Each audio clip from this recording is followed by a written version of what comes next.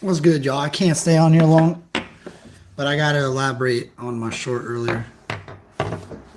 Oh, man, what's good? What's good? What's good? YouTube ain't been treating me right lately, so there's a good chance that a lot of people won't even know I'm live right now, but it is what it is.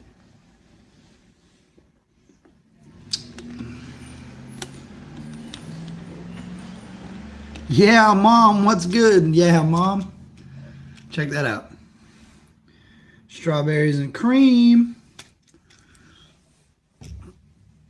Man, I just wanted to come on here, like I said, and kind of speak about what I observed last night at my daughter's baseball. It was sad, man. Jamie, what's up? So, I grew up on a baseball field. I played on three different teams in three different leagues all at the same time. I played a travel ball team, which is AAU, played on a little league team, and I played on a high school team all throughout high school. And even my last year of middle school, I was on high school team. So what's up, Jackie? Um, I've always practiced how I played, and we always played really hard. I mean, there was, practices were treated like games. Hustle on the field, hustle off the field. Make sure you're putting in work, and make sure while you're doing it, you're doing it right. Kenny, what's up? So last night, my daughter was practicing t-ball.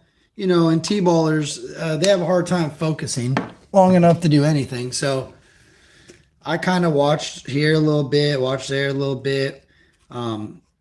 Yesterday being Valentine's Day, her brother came and a couple, her cousins came. So they were running around playing.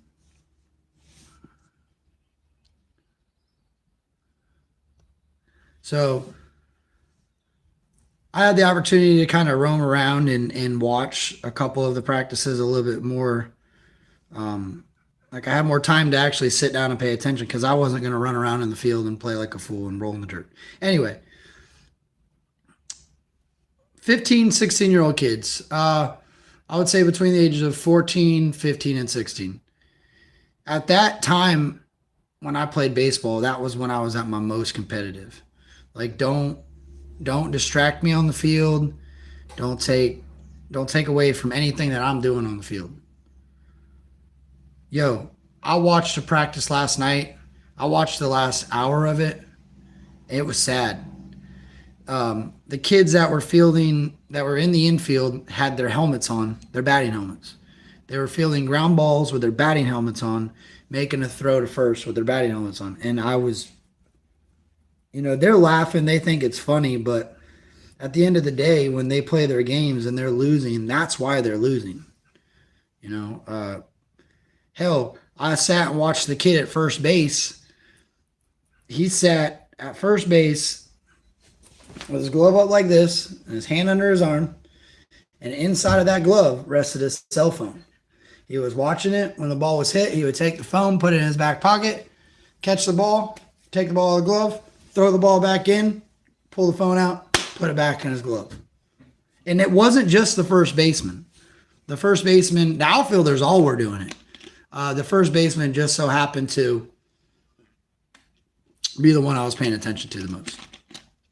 Because it was really blowing my mind. My coach would have had me run till I puked. I posted a short about it, and a couple people said, oh, or actually one person said, oh, it's blame the parents, not the coaches. No, that is 100% false. I've had some really good coaches in my life, and I had a lot of friends that, and I was one of them, that didn't really listen to our parents. We really thought our parents didn't know what they were talking about. But I believed in my coach, and I listened to my coach. And I know for a fact, if Coach Bob would have seen me on my cell phone, at that time we didn't have cell phones. Hell, our parents barely even had cell phones. If he would have seen me on my beeper, I'll use that as an example, that would have been it. I'd have been running until I was puking. I remember a time when I think my mom sent me with a beeper. Maybe I did have a phone around that time. It was like the beginning of the flip phones or whatever, or the Nokias. Actually, that's what it was. It was a Nokia. And I remember one of my practices, my mom said, hey, call me about 30, 40 minutes before practice is over, and I'll start heading your way. So I went into the dugout and I went to call my mom, and my coach said, put the phone down. What are you doing? We're still practicing. I said, yeah, I got to call her to let her know we're about 30 minutes from being done. He was like, she knows that. I'm like, well, you tell my mom that. He's like, I will. Get back in the field. And he didn't let me call her. So I remember my mom being pissed off at my coach because I didn't call her. And I remember my coach telling her, look, we only asked them to give us attention for 2 hours out here. That's it. We don't need any more of your time or his time. 2 hours on the field. Undivided attention. And, I got to respect that. Hey, babe, I hope you had a great day. I had to come in here and talk about this because it's been driving me nuts all day. So I sat back and I watched this practice go on for about an hour. And right at the end of it, I seen a parent pull up. Parent gets out. Parent walks up. Parent's like blown away. There was 3 or 4 coaches that were actually, and yes, they're a coach, but they were playing. They were hitting the ball. They were running. They were acting like they were a player. And hey, that's all right. I respect that and I enjoy that. I think that that's important for coaches to get involved. But they were just executing really poor base running. They were running, and the ball was already in the infield, and they were trying to take a second base, and they were doing stuff that you don't do in competitive baseball. You don't do any of that. When the ball's back in the infield, the play's over, or the play is pretty much over. You don't take a risk of trying to run and play chicken with the second baseman. So I know they're trying to get the kids to learn a pickle, but there's better ways of executing that. You know what I mean? You look up to your coaches. You carry yourself like your coaches. If your coaches teach you well and they work hard at getting at, so like, look, I'll give you an example. My philosophy of coaching is I want to be more involved than the kids are. If that makes sense. I want to know what's going on before they even understand what's going on. So I'm constantly paying attention to the batting lineup of the other team. I still look at it as a competitive player. I still approach coaching as a player standpoint. I don't approach it as, oh, I know everything. These kids don't know nothing. And no, I talk to them like they know what they're doing. I think that's why it worked for me.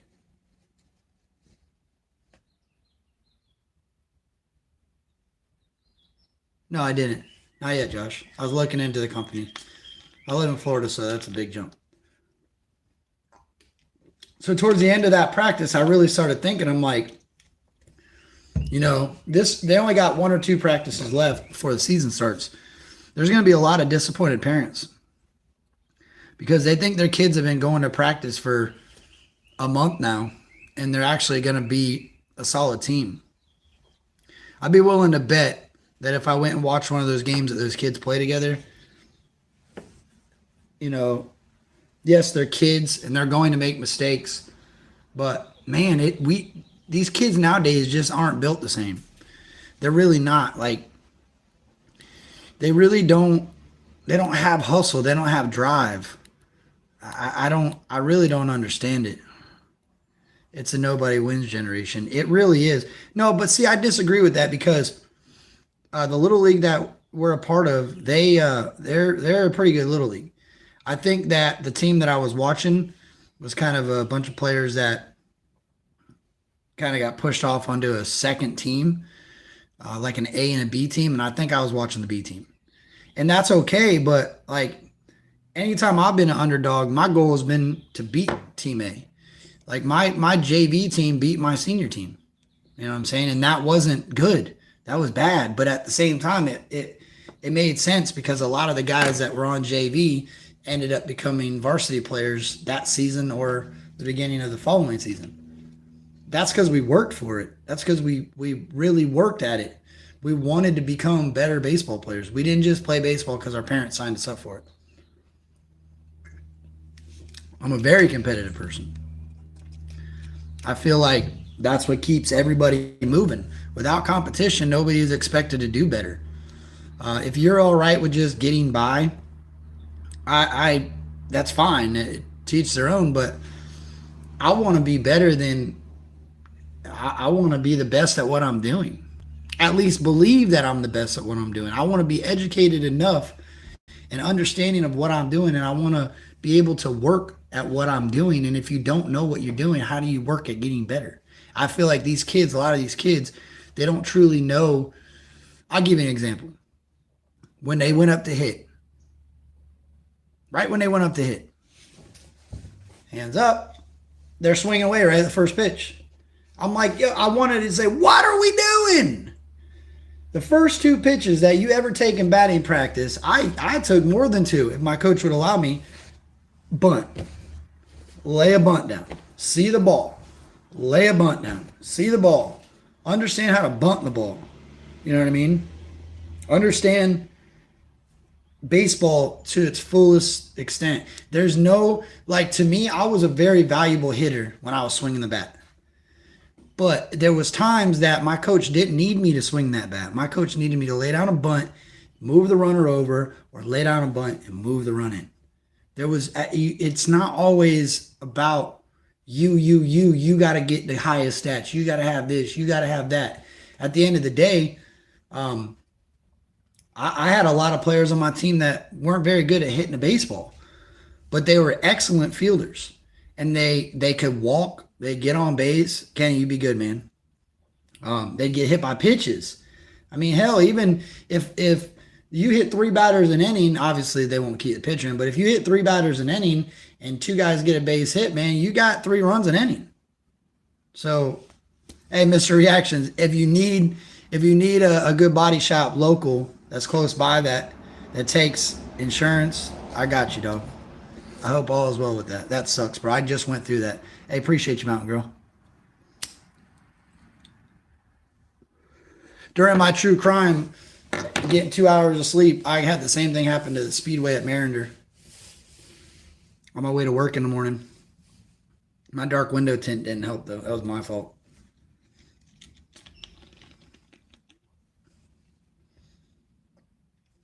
But I just really wanted to get in here and vent for a minute and kind of dig a little deeper into what I was talking about. I'm going to read the comments here in a minute. I know I ain't been reading nothing, but when I start talking and going, it's hard for me to stay focused sometimes. So,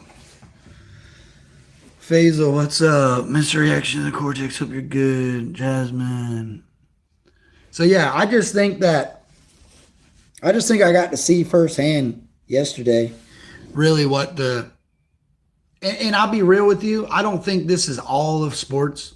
I don't think this is a fraction of sports that are like that. I think it goes back to the coaches. And it's not the first practice that I've seen. This is like the 7th practice, I would say. Maybe 5th or 6th practice, I would say. And that's the problem, is that I've never seen these kids really be coached or taught how to do anything properly. Fielding the balls off to the side, dropping their elbow when they throw, dipping their back shoulder, rather than correcting them and having them try to better it. They're like, oh yeah, great hit. It doesn't work like that. Like, even though you hit the ball all the way to the fence, you dropped your hands. It was an outside pitch that you tried to pull. If you would have went with the pitch, you would have hit it over the fence. Like, they have to have some sort of acceptance of what they're doing and understanding of what they're doing, or you're starting to create bad habits. Once you do something so many times the same way, it's very hard to break that bad habit. That's why you see a lot of people teaching kids hands up, elbow up, back, keep your shoulders in, use your hips. They're constantly batting practice, 500. Dude, I would take probably 500 swings during the week. Over that. Hi, guys. I would probably hit. You have a good day? Yeah, I'm just tired. I gotta go Me to too. physical therapy. I'm exhausted. I gotta play softball at 7. Mhm. But I would probably take 500. I would probably hit 500 baseballs at baseball. Like throughout the week at practice, I'd probably take 500 hits between soft toss, tee work, and batting practice.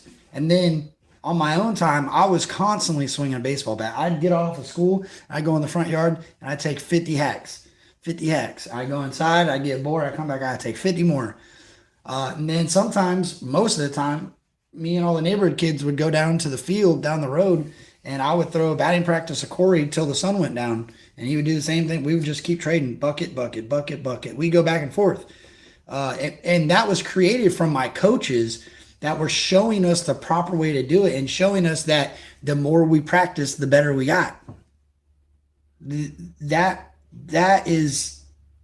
missing nowadays.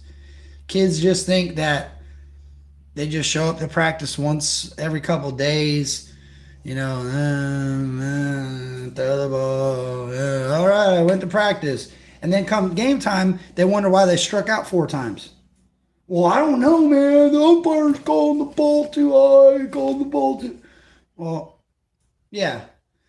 In a perfect world, that square is your strike zone. If you got a pitch up here and the infield's playing back, dunk that thing down into the ground and run it out. You have to learn the game. You have to learn what you can get away with, what you can't get away with, what you should do. When I came up to bat, before I even stepped in the box, I scanned the entire field. It was like a computer. Okay, first baseman's got a very strong glove. Third baseman's got a super strong arm. Second baseman's playing up the middle. The first baseman's slow, and I know he's not going to close that gap on a hard hit ball to the right side. The right fielder's got a great arm, but he can't catch the ball. Left fielder's got a great glove, but he can't throw the ball. And the center fielder, keep it away from him because he's going to catch anything out there. In my brain, that's what, before I even stepped in the box. And every at bat, it was like that because people move around. So if I seen a big ass hole out in right center, but I know the center fielder's quick, and I know the right fielder's got an arm, but he can't catch the ball, what do you think I'm going to do? I'm going to drive it down into right field somewhere if I can. The second baseman's done squeeze the into the center of the field, so now anything outside, I'm looking for an outside pitch, even if it's outside of the strike zone a little bit. Take the outside pitch and drive it to the right side of the field. I mean, but the only reason I knew that is because I had coaches that put me in situations and allowed me to understand that. And I understand it even more now. That's why I like softball tonight. I can be dangerous in softball if I quit, if I get my timing back because that pitch is so slow and you gotta wait forever. If I can stay back on that, I'll be on base every time. So it really goes back to, I feel like people set themselves up for failure. I feel like people complain because they're not good at something, but they don't apply themselves. Or they apply themselves and they don't have the right leaders.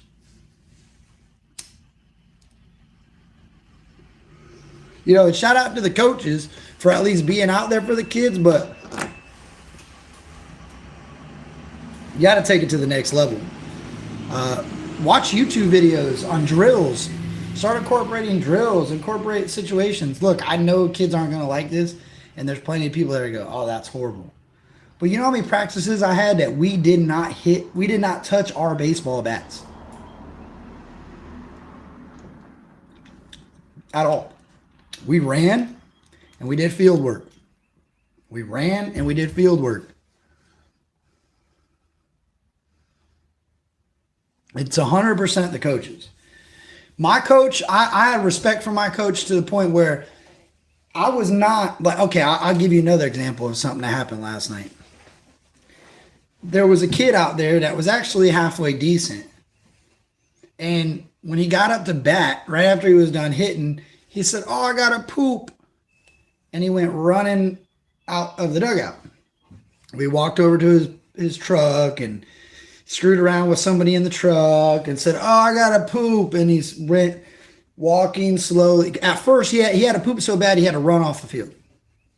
But then, once he got off the field, he walked to his truck, sat there and conversated with them in the truck.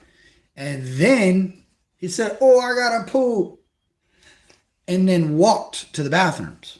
You ran off the field and you walked to your truck and then you walked to the bathroom. If you really had to go to the bathroom that bad, you would have ran off the field and continued running straight to the bathroom. When you're done at the bathroom, you came right back to the field and grabbed your glove and went to the field and played baseball. No. And do you think any of those coaches were going, "Hey, get out here. Get on out here and come on"? Do you think anybody was saying that to him? No. They let the kid roam around outside of the fence for 20 minutes until they switched back up, let the other kids hit again. And now the field, nobody was playing the field. There was only 2 kids out there because the other kid was inside the dugout. So by the time they got back up to hit, who do you think was roaming back around? When it was time to hit again, who do you think was out there hanging out? Yes, like, "I'm thirsty." Don't want to play the field. They just want to hit.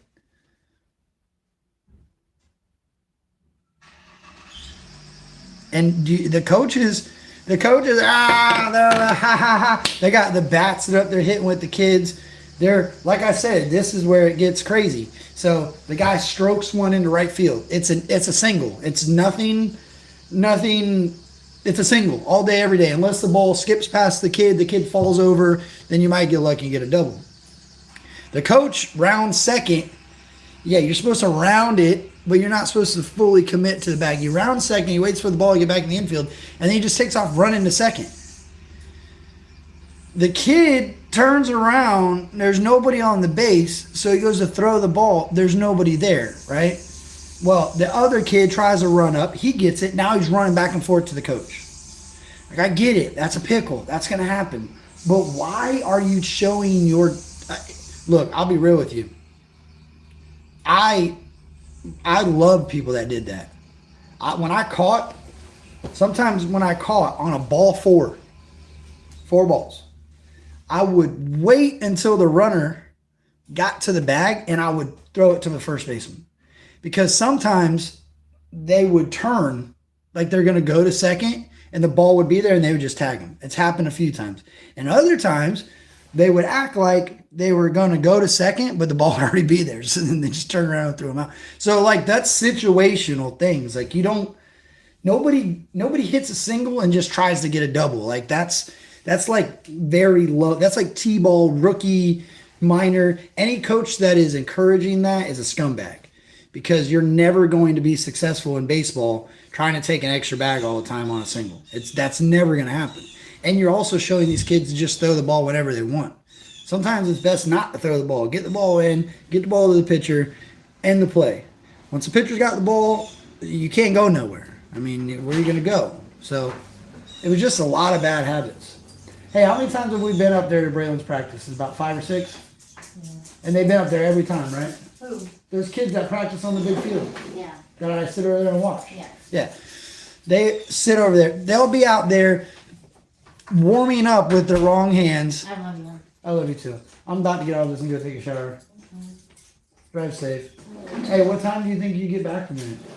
I am get done at 5. I'll go get Braylon here in a minute. After I get out of the shower. Yeah, warming up with the wrong hand. I've never seen them stretch. When they get there, they go right out on the field and they start warming up. Wrong hands and all.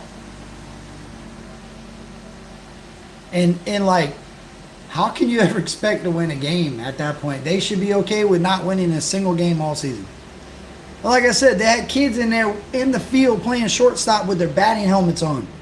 Second baseman, batting helmet on. They had John Olerud. You know, if you're an old school baseball fan, John Olerud wore a helmet on first base. He was a Seattle Mariners first baseman. They were all wearing helmets. Weightlifting days. In high school baseball, we had weightlifting days, and then we had practice right after it.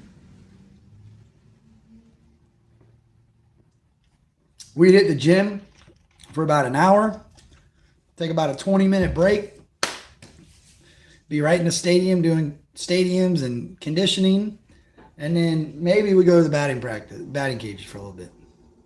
Maybe. That's if we could listen to the coach and hustle.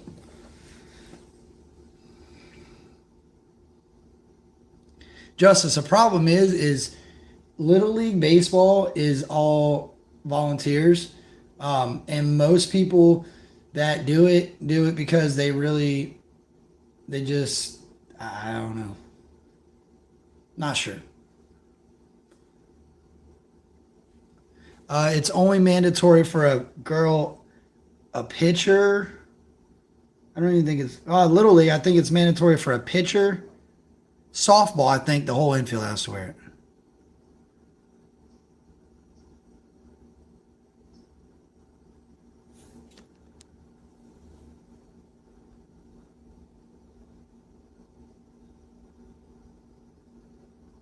Yeah, I was a catcher and I used my mask all the time. If the ball came up, I beat that thing into the ground with my face mask, my chest protector, anything I could get. You got to be a wall. I didn't even see a catcher in catcher's gear out there. I didn't even see somebody put a catcher's gear on. My coach used to make me run with my team with my shin guards on. Like shin guards on, strapped to your legs, run. I'll never forget my friend Carl, man. Carl was a great catcher, dude, but he was short. I mean, he was real short. And, they made that man run with those shin guards on, and they were like all the way up to his waist.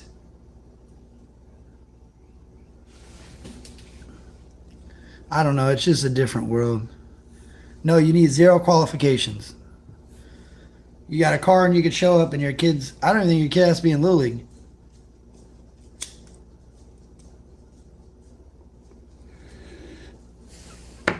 I didn't like taking it off. Man, sometimes, well, you should. Like, if you're on deck and there's 2 outs, I left my shin guards on. No, they get on base and I get up. I'll tell the umpire time and I'll take them off before they at bat and chuck them over there. We should have coaching badges here.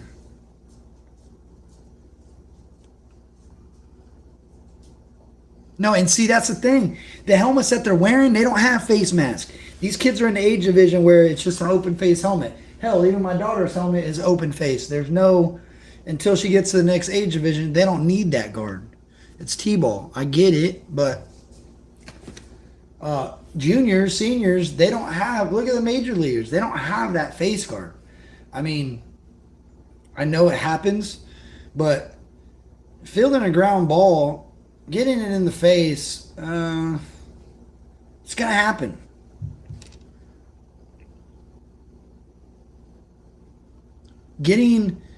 That's a part of the game. Like, I'll never forget. We played baseball at this place called Ross Norton. It's in Clearwater. If you're familiar with the area, you'll know. It's not in the best neighborhood, but it's a really nice field, and it's short. It's some of the shortest fields in our age group that we got to play on. That or Sid Licton. Sid Licton was tiny, tiny. But anyway, behind it was a big lake. So we never really got the opportunity to have a big lake that was behind our field with a shorter field. And, we liked hitting home runs. And it was hard to hit them there because everybody was swinging for it. Every pitch, everybody's swinging out of their shoes because the field was so short. All you had to do is get a good pop fly and you got it out of there. So I'm at Ross Norton and I swing. It's a high pitch and I like high pitches, but it's a little too high. And it was inside. And I was trying to get around on it and get my hands up enough and get the bat out in front of me to try to pull that. It was hard. It was a hard pitch to get to. And the kid threw kind of hard. And when I did it, my bat came around and it made contact like right here. Literally like right in front of me. That makes sense? It came right off the foul ball right off the bat, hit me square right in the middle of my face. Like right in my forehead. Went under because the visor comes up like this, and then you got the earpiece that comes down, and it came literally, boom. I finished the at-bat. I struck out. I couldn't even see. I was standing there like, whoa. Struck out, and my coach made me go. My mom took me, and my coach made me go get checked out, make sure it didn't hurt my head, because I was 13 or 14 or something like that. It's going to happen. Yeah, that'll happen. A line drives in the throat. Yeah, that hurts. I've taken plenty of them. I like to get hit by a pitch. Sometimes I just turned into it, took it off. As long as it didn't get me in my elbow. Hell, they didn't even make the elbow guards like they do now. Now every kid's got some sort of Evo shield, wrist guard, elbow guard, shin guards. You know how many balls I've fouled off of my shin or my top of my foot? I really just believe it's a pussification of America. I'm in a co-ed softball league. I don't even know if it's co-ed.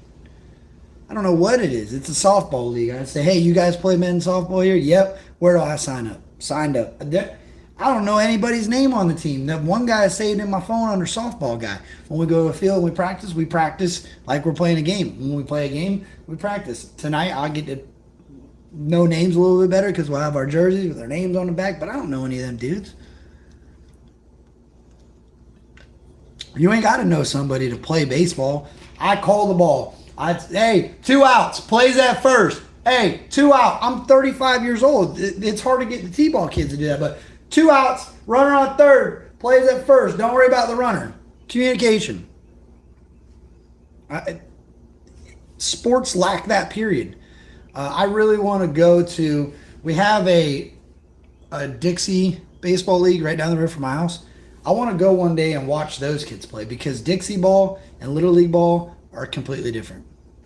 Those kids in Dixie baseball are good, and they listen, and they practice hard, and even if they're not good, they practice so hard, eventually they become really good. I grew up in AAU. I grew up in a time where you had to pay a lot of money to play on a really competitive team, and there was no guarantee that you were going to even play. Your parent could pay the most money, could have the fanciest stuff, but if you sucked at baseball, guess where you sat? On the bench. And I love that. So for me, AAU was always a lot. But they traveled a lot. So, you got a tournament in Brandon and your mom works on a Saturday, it starts getting harder to do that. So,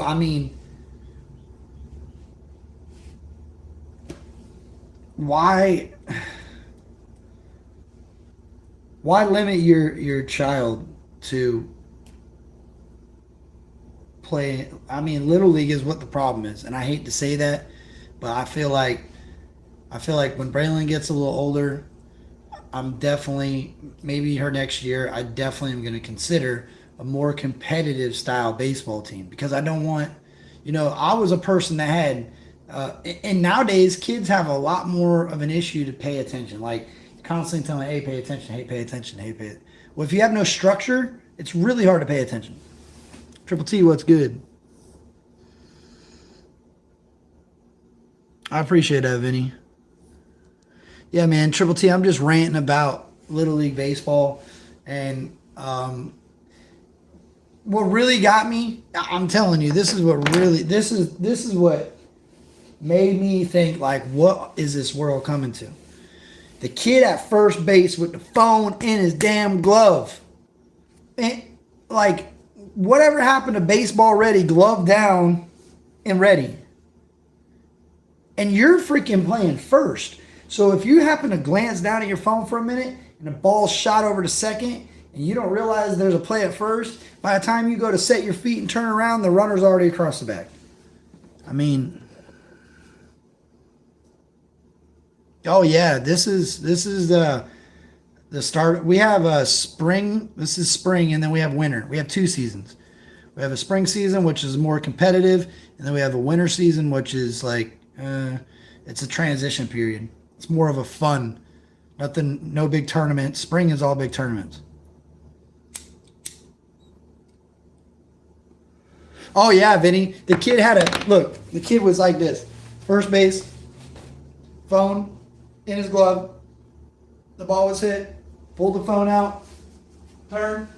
Catch the ball. Throw the ball. Reach back. Put his phone right back in his glove. Ball's hit. throw it, pull the phone out, back. I'm like, no way. Dude, my coach would have seen that. Burkhart, take a lap. I just doxed myself. I don't care. Take a lap. See you. Like I said, he wouldn't even let me call my mom, but enough of that. It's all good down here in the Florida. It's still basketball season. Y'all might consider Catholic or Christian private schools. Nah. Yeah, his phone in his hand. Nah, the Clearwater Central Catholic was a pretty good school. Their baseball team was phenomenal, but I'm good on that. That is a I'm good. I have nothing against anything, but I grew up in public schools. I know people think, oh my God, the public school system's out of control. You should have seen some of the things that I did, some of the things that went on around me. Like, these kids are not that bad. I mean, I guess the bullying, whatever. But at the end of the day, and don't get me wrong, it's a problem. 100% it's a problem. I just don't think that, I think it's an abuse problem. Like, I feel like there's some people that get bullied like really bad to the point where obviously you see it on the news what happens. But I think that a lot of people see that and they abuse it. Like, they cry to the wolf part of it.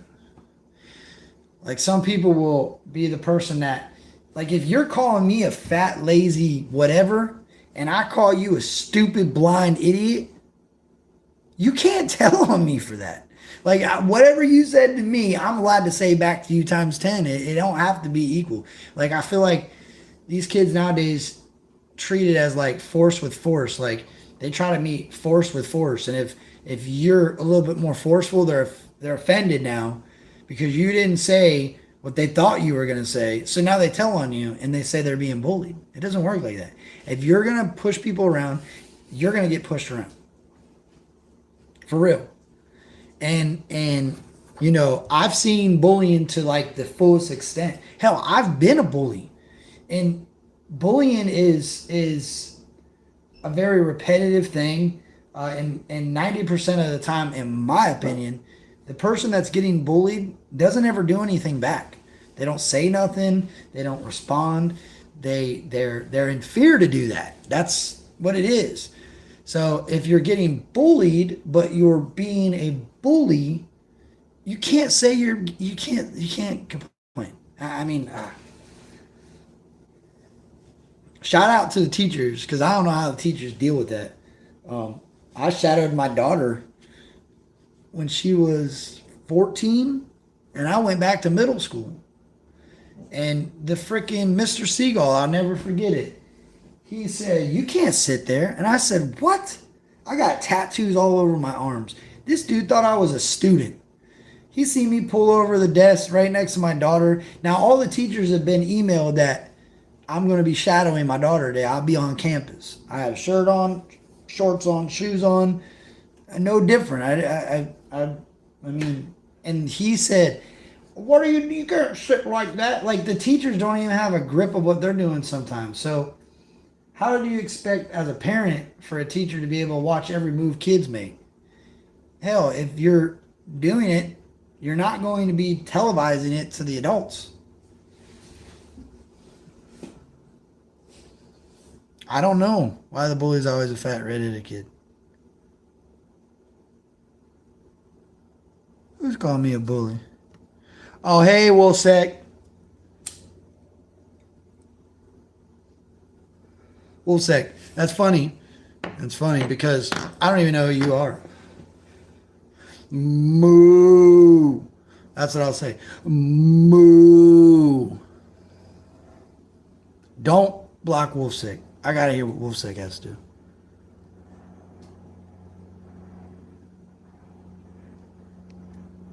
Yeah, hey, I'll say that, Justice. I agree with that. I don't know, man. Maybe I should do more homework on Catholic and private schools and stuff. Maybe it's just I don't know enough about them. I just kind of know what I've been told, I guess you could say. Yeah, I don't even care who Wolfsack is, to be honest with you. And I'm not worried about Wolfsack's opinion anyway. I don't bully anybody. I get if my opinion. See, that's what I'm saying. That Wolfsack, thank you for doing that. Because if you feel bullied by my opinion, then you're another word for a cat. If you're bullied by my opinion, if I have an opinion and that makes you feel some type of way, that's okay. But if I have an opinion and you feel bullied or you become the victim from it, you're another word for a cat. And that's just what it is. Snowflakes, they really are. It's not all kids though. For the most part, man, I met some pretty badass kids. For real. Yeah, the cows are definitely out. Low cow. Yeah. I mean, there's some pretty badass kids still around. Hell, the guy I work with, his son, he's a great little ball player. He hustles on and off the field.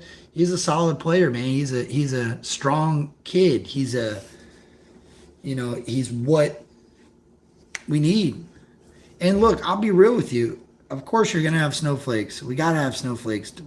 Look at Little Payday. We got number one snowflake in here. What's up, Little Payday? I'm kidding, dog.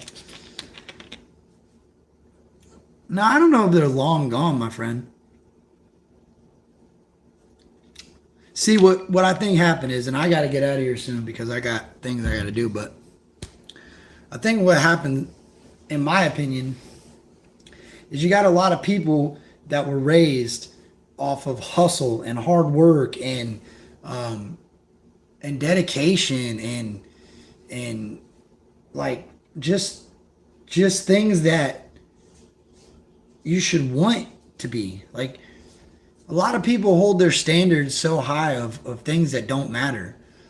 Like, I want to be remembered as like a hardworking person. I want my kids to be like, yeah, my dad busts his ass. My dad was constantly working. I know that it sounds crazy, but you'll respect your parent more as you become an adult, knowing that they worked hard for everything they had in their life and they were a worker. You know what I'm saying? Some kids see their dad go to their office job every day and they don't really know what their dad is all about. You know, they see him, they leave work and they come home work looking the same and they're mad at the end of the day and stressed out and they don't see it. They don't understand why. And then there's other people that get up and they go to work and they look really nice and clean in the morning, and by the time they get home, they're covered in sweat, beat red, and exhausted. And to me, that's rewarding to me. I know that I accomplished some things today. You know what I mean? It feels good. It feels good when I start burning. See that? Check this out. Y'all see that? You see that U right here? My welding helmet has a neck guard that hangs down right here, so that's why it's still good up in here. But that's from the light of a TIG welder. That's from welding so much that I have sunburned the color out of my t-shirt. Like I like that. Makes me want to, buy 5 more black shirts like this and do it to those just to I don't know, it's rewarding. I think that people were raised like that and now the entitlement that they have, they feel like, oh, I was raised hard my whole life, and now it's time for me to just lay back and expect other people to do my work and to do. No, it doesn't. The kids nowadays, they just think that they're just good at something and they don't have to work at it. Oh, I'm good at it. I don't need to work at it anymore. I think I don't need to go hit today. I hit 3 days ago, and don't you know I hit 2 of them out of the park. Okay. Well, I was the type of kid that I wanted to hit every pitch out of the park. You know what I mean? Like, I'll never forget, I had a coach. I played in a scrimmage against another team, and this coach used to call me can of corn because when I would get mad sometimes, I became a can of corn. I was easy to get out. I was simple. basic. I was so basic because I got mad. I was so predictable on what I could do. Well, he used to call me that can of corn. Oh, hey, can of corn, bro. It would be another team, and this was a coach. This wasn't a player. It would be in a game. Can of corn's up, and I would be like, "What did that dude just say about me?" And it used to really bother me. Well, then we scrimmaged him one night, and he was pitching to me. He was on the mound. He was pretty good. Coach Carl, he was long, lanky, and he could throw the ball. He's up on the mound, and he's throwing it. Wow. Wow. And I'm like, man, this guy's got a decent arm. This is going to be fun because usually the coaches throw, it's all over the place. Well, the guy in front of me strikes out, and my first at bat, I come up. I'm kind of nervous because I know me and this dude got a little bit of a history with him calling me can of corn. So I'm like, all right, bet. So I get up there, and what do you think he says? Oh, look good. As I'm walking, oh, we got can of corn. Outfield move in, we got can of corn. And I'm like, is this guy serious right now? Let them dudes move in. Which really, I didn't want that because you move in, you're gonna cut off all my line drives into the outfield. He threw that thing. First one he threw, I was like, all right, I took it right down the middle. Okay, bet. Next one he threw, bing! I just started trotting. I didn't have to lock. Whoop, whoop, whoop, whoop, whoop, all the way around the bases. Second at bat, same thing. Third at bat, same thing. So the fourth time I got up, I was up there getting cocky. I'm like, hey, you ain't calling me can of corn no more. What's up? What's up? Blah, blah, blah, blah. Running my gator, getting out of character, becoming can of corn because I no longer had the confidence and just confidence, relaxed confidence. So I'm running my mouth. And granted, I did hit it off the fence, but I didn't hit it out. It was a bad pitch. I got cocky. I reached out to get it. I hit it off the end of the bat. It was far, but I hit it off the fence. Like a foot higher, it would have went over the fence. And for me, I went 4 for 4 with a double and 3 home runs. You know, a lot of people are going to go, oh, man, I had a great night. And I was beating myself up. I'm like, damn, dude, if I would have just kept my mouth shut and waited for a better pitch, not been so confident and cocky at the plate, I'd have been all right. That taught me a lot. Because then ever since that day, that no matter what that coach said to me, it didn't bother me. No matter what other coaches said to me, it didn't really bother me. Umpires, I hated umpires. I hate to say that, but I could not stand umpires. And that got me in trouble. But if you're letting an umpire determine if you're out or not, then you've already lost. Like that umpire was only back there just to make sure he didn't have to make any calls. If I hit that ball, it don't matter what he wants to call a ball or strike. He'd call whatever he wants. I've already hit it, and now I'm at first base, second base, third, wherever. But them umpires, boy, let me tell you what. Them umpires just make bad calls left and right, especially in Little League, man. Like looking back, I thought I was in the wrong. I've sat back, and I've watched some of these umpires at a game, and I'm like, whoop. He calling the game over here, or was he calling the other game? Because whatever that was, no. And I've umpired. So nobody can say, well, then you do it. I've umpired behind the plate. I've umpired behind the freaking first base. I've umpired behind third base. I've been field umpire. No. It's you're going to make mistakes, but you got to recognize that you made a mistake. A lot of umpires are afraid to go, hey, you're right. Back to first. Back to first, batter's out, even though you've already called them safe. That's an instant replay. Check yourself. What's up, Rico? He would propose me to get mad sometimes during games. Yeah, but that doesn't always help, Sonny.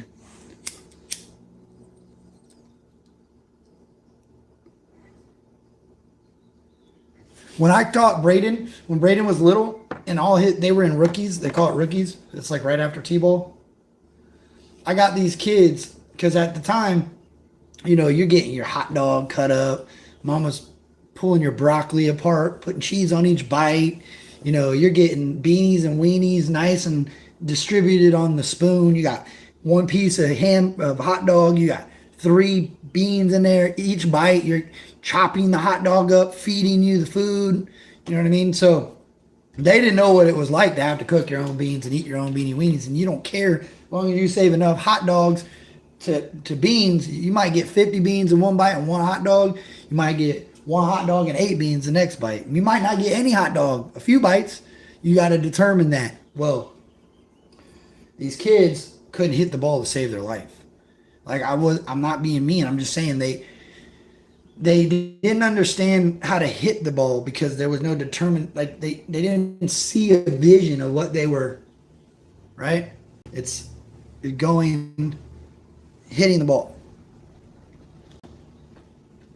Well, when you're a baby and they give you food, sometimes baby doesn't know, bites too soon, bites too late, or bites just right on the spoon, right? So I told these kids, hey, what's your favorite food? Steak.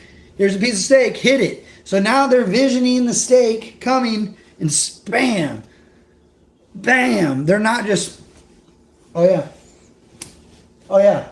Oh, the ball's down there? Oh yeah, let me swing up here. No, they were like, oh, well, if my mom's giving me a piece of steak in the fork, am I going to bite over here when the fork's right here? Or am I going to bite the fork? I mean, so I just used that. It seemed like it worked. I heard a lot of the parents with their kids saying, hey, here's a can of raviolis. Here, like it made sense. Here's some French fries. Here's a steak. Some kids it worked really well with. Some kids, they were like, you're an idiot. That's a baseball. Yeah, hand-eye coordination. Baseball is a mental sport. Baseball is mental. Hitting a baseball is mental. Catching a baseball is mental. Throwing a baseball is mental. Running the bases is mental. I mean, baseball is physical to an extent, but for the most part, anybody can do it. Hell, some of the kids that were really good mental baseball players were some of the best players on the team. Yes, they might have not had the greatest stats, but they got on base a lot. They got out of bad situations a lot. Base running situations.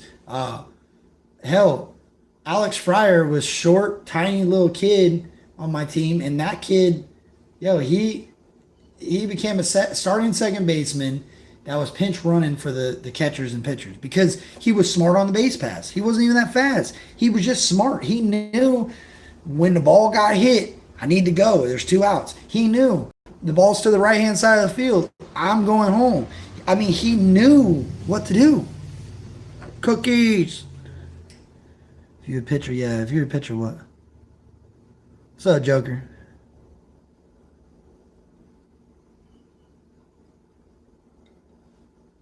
None of them. Hell, I watched one kid last night. Check this out. So, I watched him step up to the plate. He stood there like this. As the pitcher threw the ball, by the time the ball got right here, it ain't even got to where it could be called a ball or a strike. He was dropping his hands. I'm like, none of them said.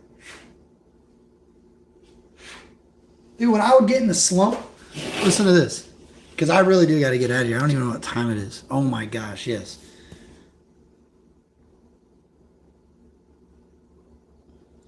I remember when I would get into a slump, I would think Pete Rose was really good.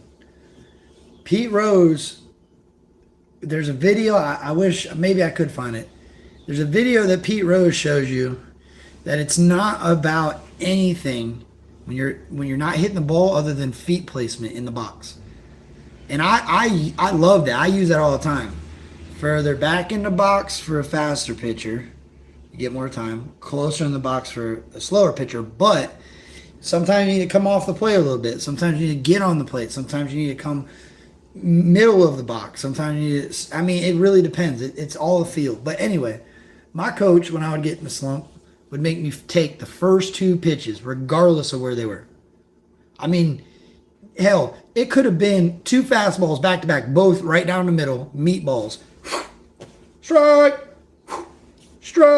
Then he said, all right, now you're ready to hit. And I'm like, what are you doing, bro? Now he's got a changeup he could throw to me. He could throw me 2 curveballs. He could throw me a curveball, a changeup, and then a slider, and then come back with a full count with a fastball. Or, I mean, it really made me start thinking about it. So guess what happened? Once I started thinking, I started becoming a situational hitter and understanding that I got one pitch that I don't have any pitches that I can let go by. So if that thing's close, I need to put a bat on it. My batting average, my bats, I started increasing with my hits. And then he would say, all right, green light, buddy, you first pitch, jump on it. Go ahead. Jump on it. Then I said, what? No. Nah, I go out there, hit the ball again. I'm working the count. That was the thing he wanted me to learn, is jumping on the first pitch sometimes ain't a good idea. It can be. It depends on the situation. If you work a pitcher to 2-2 every at bat, or a full count and foul off 5 pitches, you're just killing that arm. So if you're really struggling hitting that pitcher and you want a new pitcher, work the count. Because the only way you're going to ever get a new pitcher is if that pitcher's arm gets tired or he just can't throw strikes anymore. So I don't know, man. I feel like those are the things that these kids don't learn. I think they don't really learn the fundamentals of baseball. Hell, I didn't see any of them run the bases even right, really. Most of them, they weren't running. They didn't know where they were running, if that makes sense. Like, they didn't know out the box, off the bat, if that thing hits that gap, I'm getting second. They were hitting first and watching where the ball was at. Like, you're supposed to, well, in a game, you're listening to your coach. Your third base coach is really the one telling you where you're going. He's yelling. You're paying attention, but if I hit the ball and I see where it was going and they ain't going to catch it, I'm going to. I'm committing to second. Whether the ball's almost there or not. If I already know that that's where I'm committing, that's where I'm committing. I'm not hesitating. I'm busting around first, and I'm head first, and I'm throwing up as much sand at second as I have to make it hard to call. Because if I know it's going to be a close play, you got to get a little bit competitive, and I know it's hard to see and make a call with a cloud full of sand. Come on, man.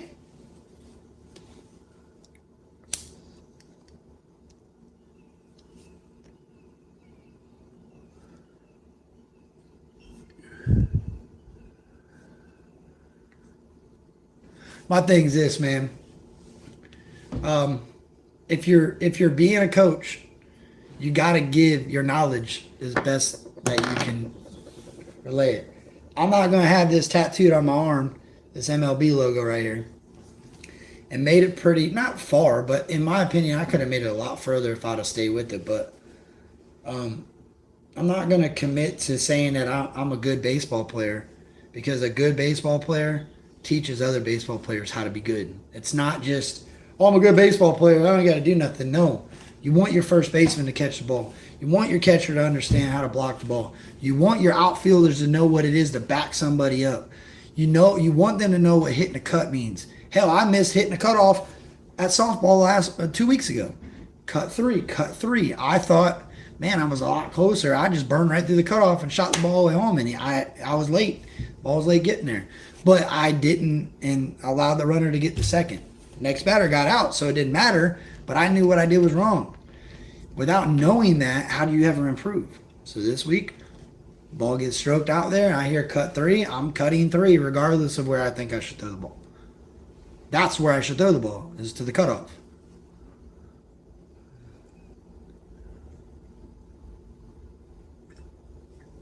Cooking food for 2 days straight for absolutely no one.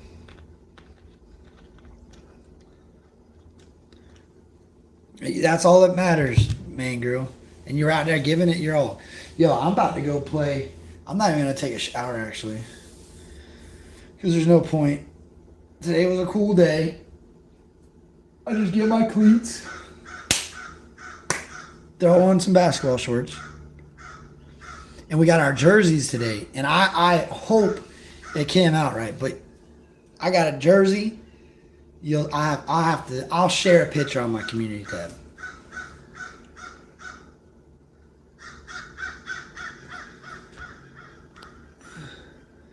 Yeah, true Texan, exactly. See, that's a problem with pitchers. Most pitchers, I take that back. I knew a lot of kids that were really good hitters that pitched, but I knew a lot of pitchers that just didn't hit. They just didn't. And look at the major leagues, man. A lot of those dudes haven't swung a bat since high school. All through college, maybe they didn't even touch a bat. They didn't pick up a bat. So they're pitchers, man. Their mental game is strong. Their pitching mental game is strong. They're looking for you to be lunging at the ball. They're looking for you to be off balance because they're going to throw off speed and they're going to get you off balance and then they're going to burn you with their fastball. Like that, as a catcher, I understood that because I'm watching the same thing. But then when it transitioned into the dugout and I put a batting helmet on and went up to bat, it's like I forgot all that. You know what I'm saying? And I had to understand that and get out of my head. And the only reason I was able to understand it is because I had coaches that explained that to me. I had coaches that weren't just like, hey, yeah, good hit, buddy, good hit. No, they're like, that was horrible, bro. I'm like, what are you talking about? I just stroked the line drive in the outfield. They're like, yeah, you're right. But you were lunging at the first two curveballs. What are you doing? Well, you know, stay back on it. Stay back. If the curveball's already starting at your waist, chances are it's going to be a ball anyway. I only know that because my coach has taught me that. Got to teach these kids, man. If you're a coach of anything and you have any experience in the sport, teach them everything you know. Teach them everything you know.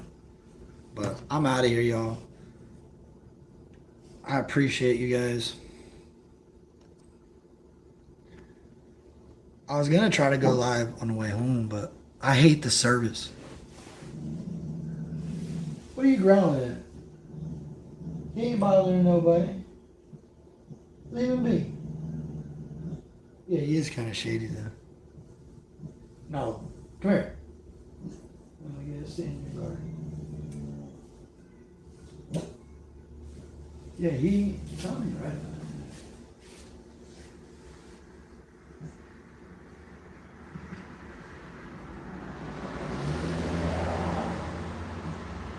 This guy's out here talking. This guy's out here talking to the tree, and people.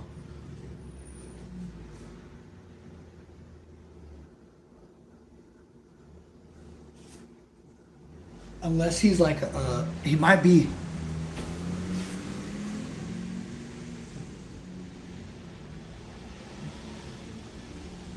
Maybe he's a tree guy, but he's gone. And then he's like talking to the tree. Like that. He's like walking out there and he's like at the tree.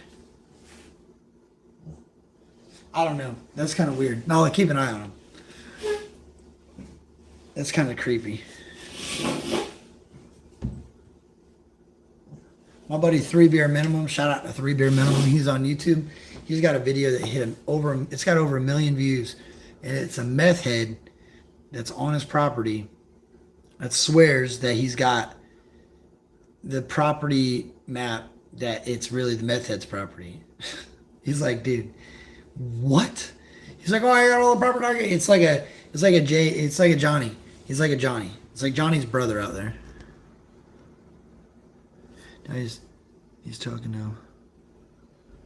Yeah, he's talking now, but what will he branch out to? Hashtag Cookie Squad. He talking on Bluetooth. No, I don't have to lock my door. The hell am I going to lock my door for? That old ass man. I'd push that man over. He looks like a worker. He's definitely a worker. He's got the belt on that I need to have on that I forgot this morning. But he's got a knife on the side right here. He's got a key line where he's got his keys that are on a ring, like a key ring, but like a biker looking one. He's got a tucked in tank top with his big old biker beard and a ponytail. He's a worker. He ain't doing no funny stuff unless he bumped his head or something.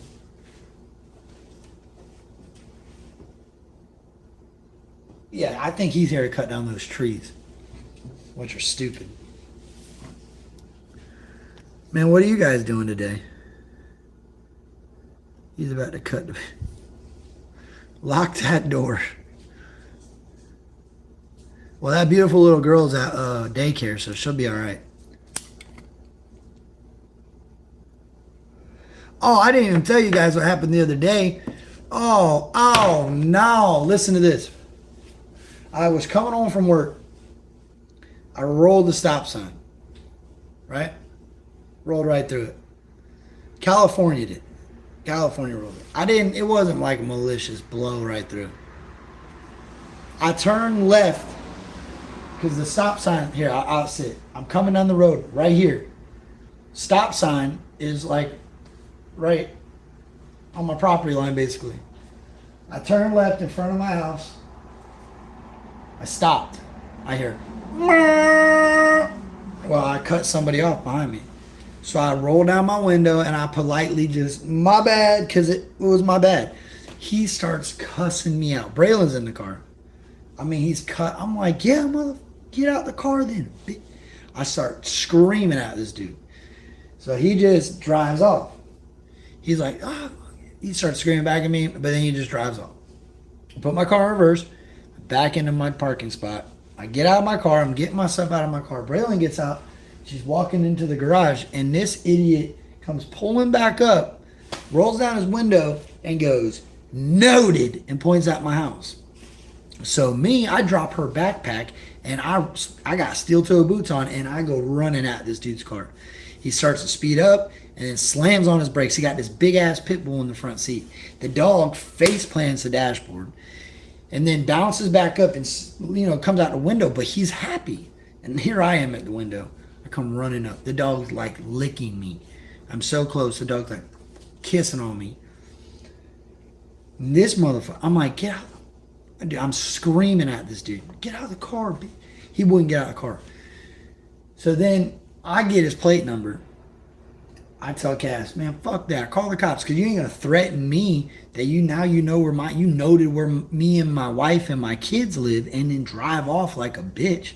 I didn't know nothing about the dude. Cops show up, whatever. They can't do nothing. I ain't seen that dude back around here ever again. His dog. I already told Cass, as I'm running up, what I envisioned happening, I was gonna drop kick his passenger door. Right? I was going to slide across his hood. So it's a kick, a turn, a slide. As I'm going backwards, I'm sliding across that hood. I'm grabbing you by the back of your fucking head. I'm yanking you out of your driver window.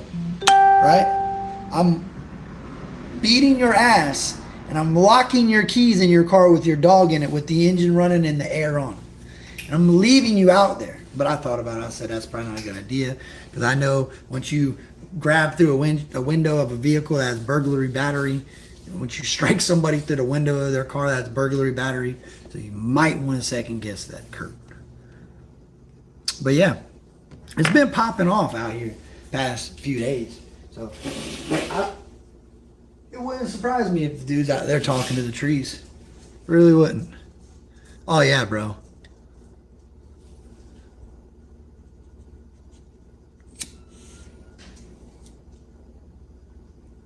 That is two what? Oh yeah, that's a lot of charges. And I'm glad I didn't, because check this out. So in my brain, I'm like, yo, this dude just threatened my family and my house. So I'm kicking it in my brain as I'm running up to the car. I've just drop kick. It was one fluid motion. Drop kick, spin, float across the hood, reach through the fucking window, bam, out the car, and then roll the window up, lock the doors, roll the window up, whatever. However I had to do it. Right? But that's not how it happened, thank God. Because listen, when the cops showed up, they showed up like, they parked like way down the road because of my background. They parked way away from my house. They walked up, hands on their pistols, flashlight out during the day. Like, what are you looking for? They all stood all distant to me. I'm like, yo, I'm the one that called. They're still like, what's going on? Well, this dude. Yeah. Like nothing. So finally they start lightening up a little bit, and they're like, look, bro, he didn't break no laws. Okay. Bet. Because I guarantee you, if that would have been me in my car, pointing out the window going, noted, after I just road rage on some dude trying to park his car in front of his house. I said, bro, I ran the stop sign.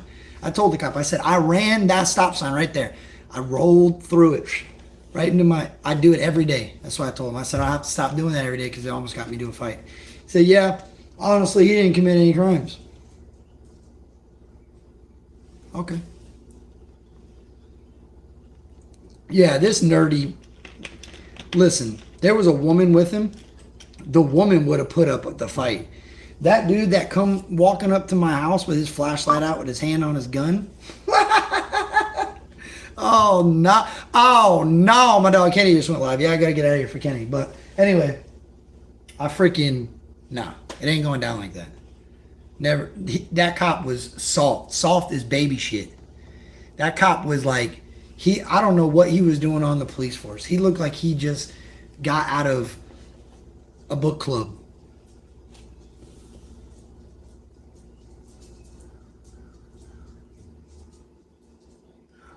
Oh, I would be getting a knockout the door, handcuffed, interrogated, wanting to know why I was threatening him and what my intentions were and why was I. Dude, I would have been going to jail, and I would have been going to jail for drop kicking his door too. I'm glad me 11 years ago, I'd have been in jail.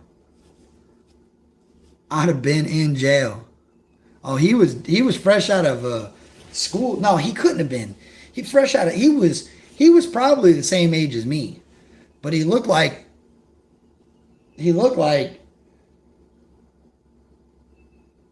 what's that guy's name? What's that dude's name from Blue's Clues? But fat. He looked like the dude from Blue's Clues, but fat. But yo, for real, go check out my dog Kenny Reacts. He's live right now. Kenny's a good dude. Go support Kenny.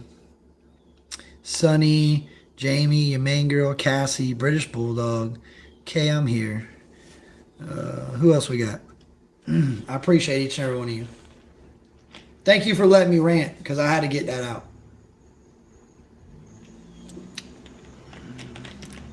I'm good. I was just ranting. Steve. Who's Steve?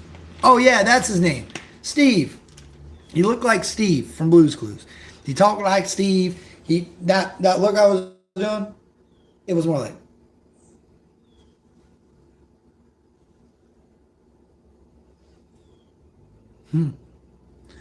With his freaking. Like he was playing wizardry or whatever that game is where the wizards are. Where people paint those little things. They paint them and then they put those cards, those things that, not Pokemon cards, but they're like Pokemon cards. And they say, oh, my card says that you're going to whippoorwill in the windows and the water's going to blow you over. And that's what happened. You get X amount of, what is that called? Dungeons and Dragons. There you go. He was in the back of a comic shop right before he hit the academy. Pooh. No, I'm for real. I can't play those. What do they call those? Role-playing games? I guess that's what that's called. No, I'm good. Role-playing. Man, that's weird. It's weird that you even say I play role-playing games. Oh, shiz. All right, I'm out of here, y'all. Go check out Kenny Reacts. He's holding it down for the Crinown. And, yeah. Have a good day. I'm out. Oh, I'll post on my community tab what my jersey is. You guys will like it, I think. Peace.